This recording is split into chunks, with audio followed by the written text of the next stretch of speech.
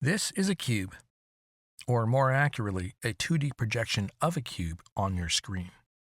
But what if I told you so is this, and this, and this, and even this?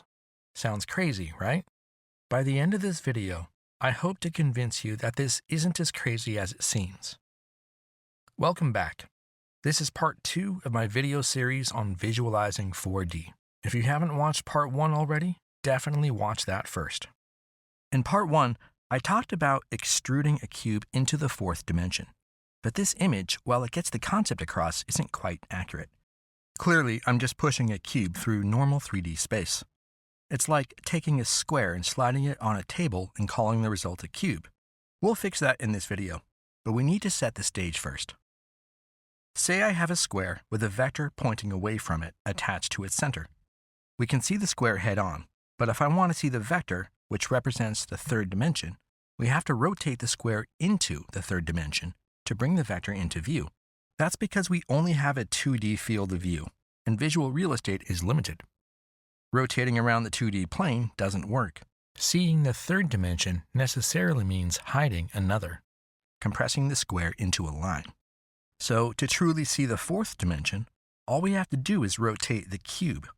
But not in 3D, that doesn't work. We have to rotate it into the 4th dimension. But how do we even wrap our heads around that, let alone actually do it? To understand rotation in 4D, we first need to unpack how we view rotations in 3D. We'll model this as a kind of game. I call it the stack game. And this will be our game board. We'll take what we learn about 3D rotations and incorporate those rules into our game as we go.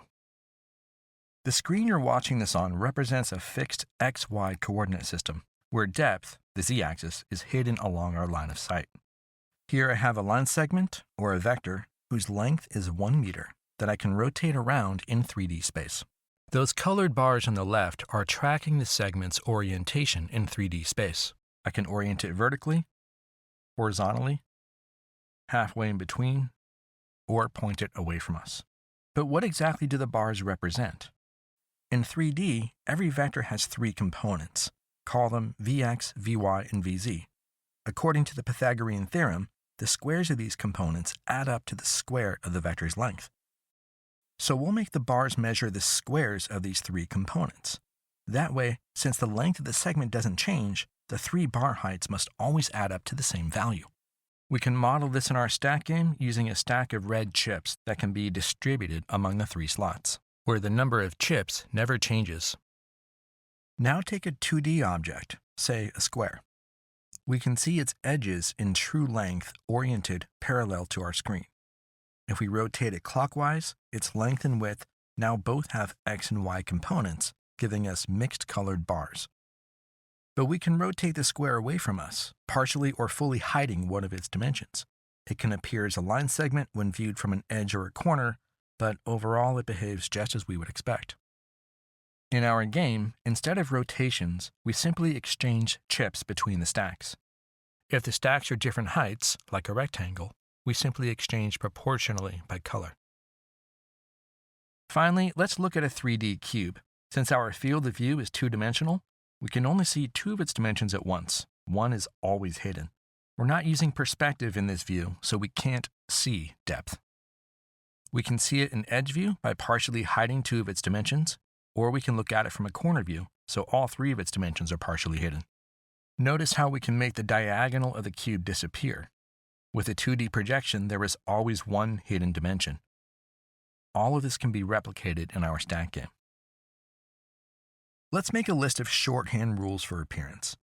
1D objects can be made to appear as a point, 2D objects can appear as a line segment, and 3D objects always have to have 1 dimension hidden.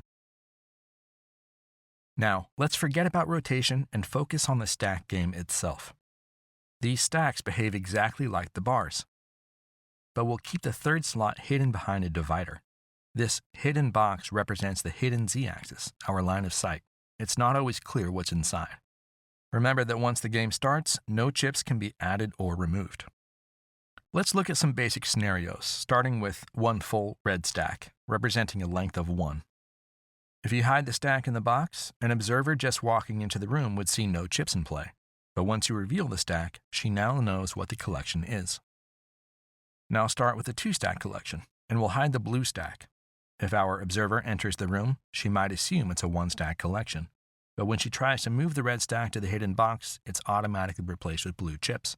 Now she knows there are 2 stacks in play, and she can bring both stacks out in front, making the full collection visible. Finally, let's look at a 3-stack collection. The rules require that 1 stack is hidden at all times, so we'll hide the green stack. Our observer walks in and sees 2 stacks. But when she tries to hide the blue stack, she gets a green stack back, revealing there were 3 stacks all along. Even though we can mix all the colors by performing multiple partial exchanges, we still say that there are only 2 visible stacks.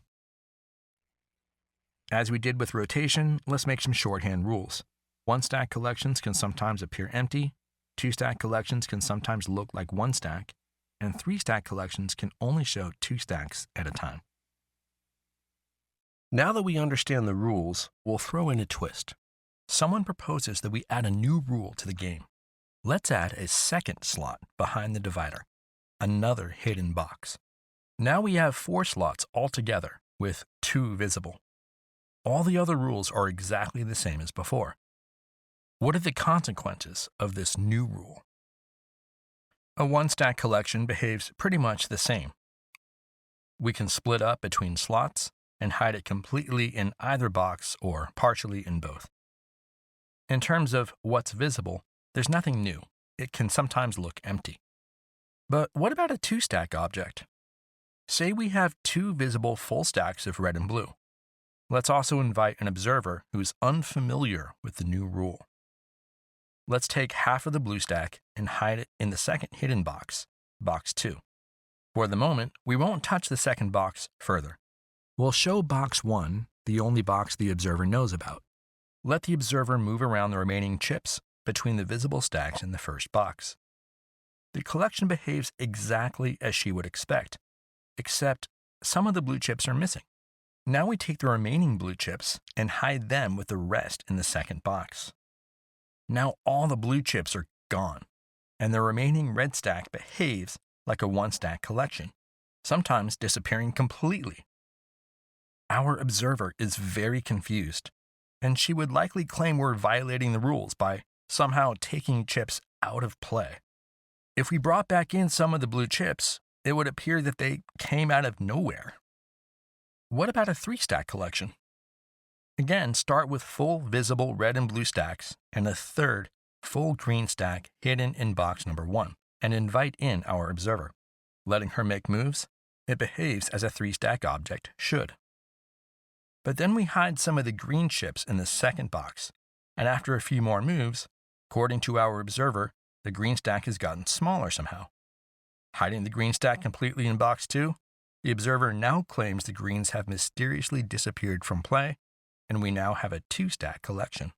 We now have to update our shorthand rules for behavior. Under the new rules, 1-stack collections behave the same. 2-stack collections can be made to behave as 1 stack, even disappearing completely.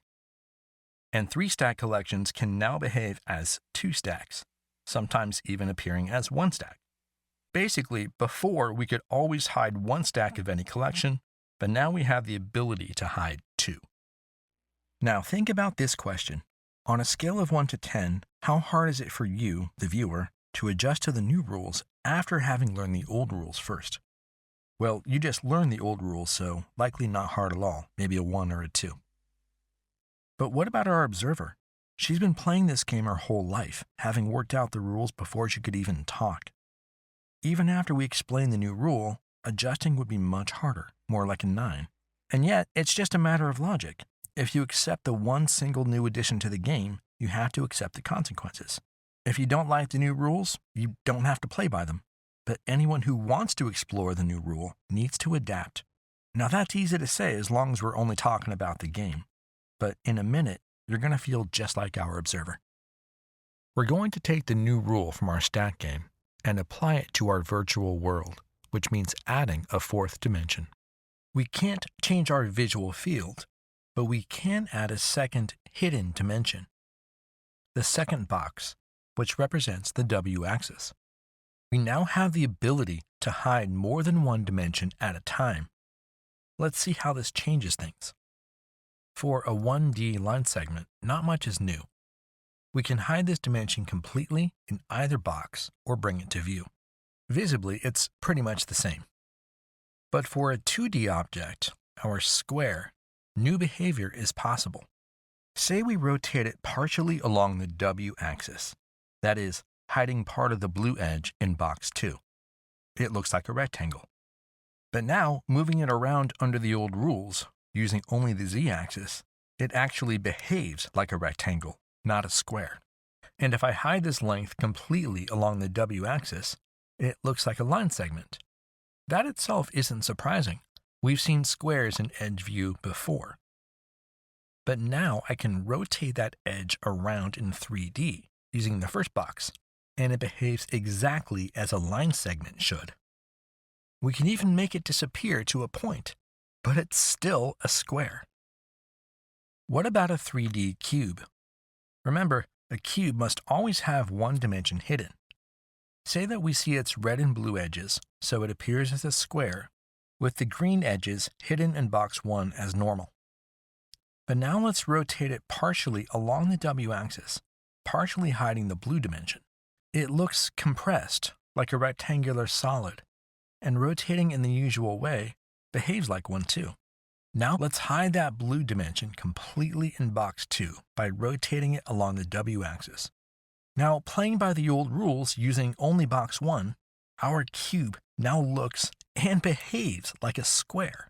We can even rotate this square along the Z-axis so that we now only see one dimension. It now looks like a line segment. This is a pure edge view of a cube. Going back to the usual 3D view, let's look at the cube from an angle so we can partially see all 3 of its dimensions. Let's take the current hidden dimension, the mixed stack along the Z-axis, and rotate it partially to the W-axis. Now if I rotate using only the Z-axis, we can still partially see all 3 of the cube's dimensions, 3 colors. But the cube looks compressed and distorted. This is because each of the cube's dimensions are now partially hidden. They have components that have been rotated out of view. If we rotate using both boxes, the cube rotates around in what looks like a compressed space. We can even rotate one dimension fully to the W-axis, so it appears flat. But we can still rotate around in this flat space, just like projecting a 3D object on a card. But it's still a cube. This is easier to see with an actual 3D model that lives in a cubical frame. We can rotate the cube itself, or we can independently rotate the model inside the frame.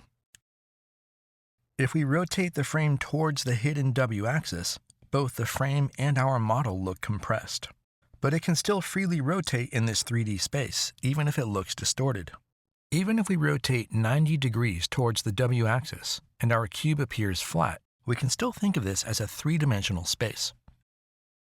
Just like before, we now have to update our shorthand rules. Under a 4-dimensional framework, planar objects can now behave as a 1-dimensional object and can be made to appear as a point.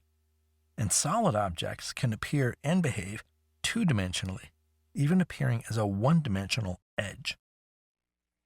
Now, ask yourself, on a scale of 1 to 10, how hard is it to accept these new rules? Maybe around 25? Yeah, it's not easy. Why is it so hard? Because we've been playing by the old rules since the day we were born. Our brains have developed to function in a 3-dimensional world.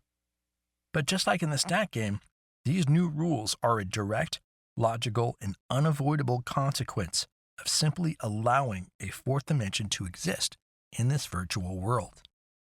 And if we weren't already prepared with the stack game, we'd probably say it's impossible. Now, if you don't like these new rules, that's fine. You don't have to play the game.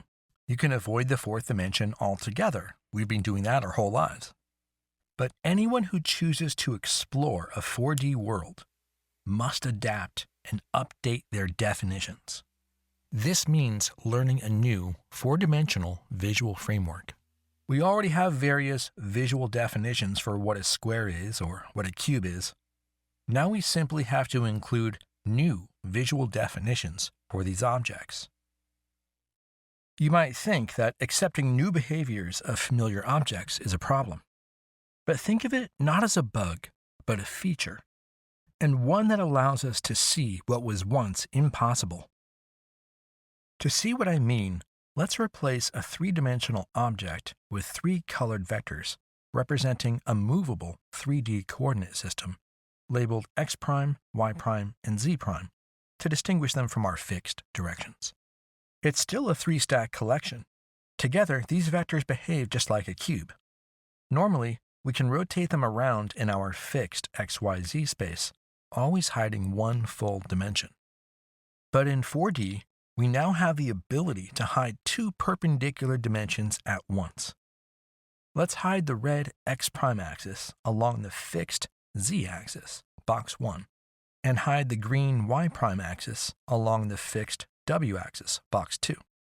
Now we've simultaneously hidden the x' and y' axes, something that is impossible in 3D.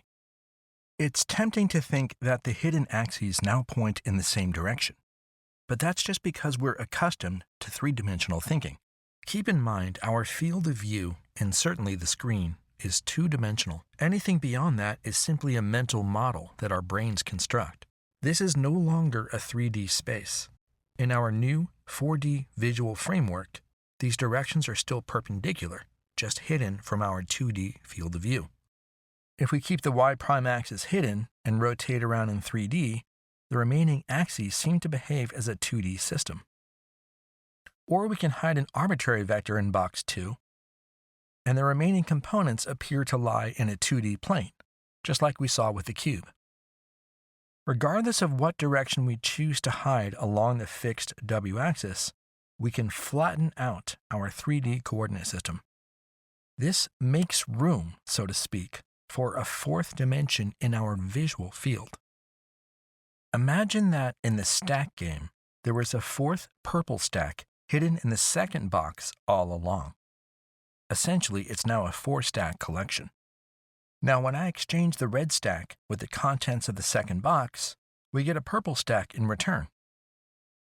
Similarly, when we rotate the red x' axis to the hidden w-axis, a new purple vector takes its place, bringing the fourth dimension, our w' axis, into view. Of course, this was a direct rotation between the x' and the new w' axes. But as before, we can rotate an arbitrary vector with the w-axis. This means bringing the w' axis into view by replacing the arbitrary vector. Now the fourth dimension is visible in true length, while the first three have been compressed to what looks like a plane, but they're all still visible. Now when we show a cube, we can rotate the w-axis into view and confirm that this axis is perpendicular to the cube itself, just like we can do with a regular two-plane. Remember in the first video when we tried to imagine parallel hyperplanes? Now we have a new way to see them. We'll arrange the hyperplanes, depicted as cubes, at equally spaced points along the w' axis. When this axis is hidden, all the cubes seem to overlap in 3D space. But when we rotate the w' axis into view, the cubes flatten out, and looking at them in edge view, we can see directly how they are in fact parallel, with the fourth dimension perpendicular to them all. This is just like our deck of cards model from part 1. 4D space is the infinite collection of all these hyperplanes. And we don't have to flatten them out completely. We can arrange things so that each vector is partly visible and partly hidden in box 2. In this particular view, hyperplanes now look like oblique rectangular solids. But remember, these are still cubes. This gives us a true 4-dimensional framework that we can see on a 2D screen. We can now see our hypercube as the extrusion of a cube along the fourth dimension, the one perpendicular to the cube itself, with all 4 of its dimensions shown. Let's see this with our 3D model. We can rotate the fourth axis into view by rotating the cube into the fixed W direction. We can then extrude our frame to show multiple parallel hyperplanes. Each 3-plane contains a copy of our model, and we can rotate them all around together. Sometimes it appears the cubes overlap in 3D space, but that's because the W-axis is partially hidden. Remember, this isn't 3D space. Anytime we wish, we can rotate this 4D space to fully show the W-axis, separating the hyperplanes, and proving to us that they do not intersect. Just like we can rotate 2 planes, which apparently overlap, to show that they are parallel. This is a lot to take in. We've created a logical framework for seeing 4 dimensions simultaneously. We can now see with our own eyes how 3D objects can be parallel. And we now know what it means to be perpendicular to a 3D space.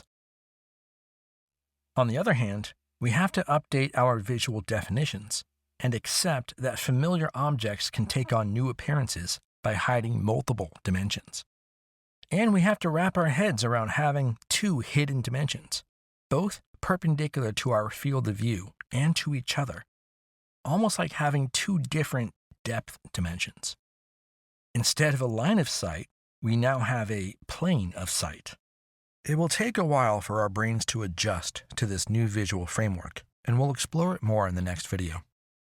For now, be proud of the fact that you have started to learn an entirely new way to see, one that opens up a whole new exciting world of geometric possibilities.